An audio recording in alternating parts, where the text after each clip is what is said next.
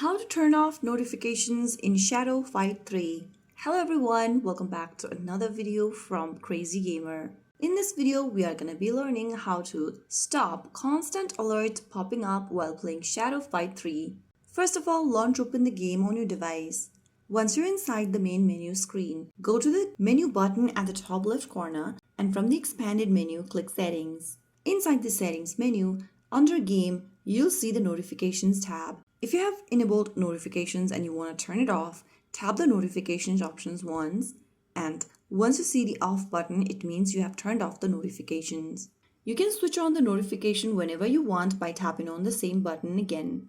So right there you have turned off the notification setting that you may receive from the Shadow Fight 3 game. Now you're free from unnecessary pop-ups and can enjoy Shadow Fight 3 in peace and focus on your battles. If you found the video helpful, don't forget to like, share, and subscribe to our channel. I will see you again in the next episode. Thank you for watching.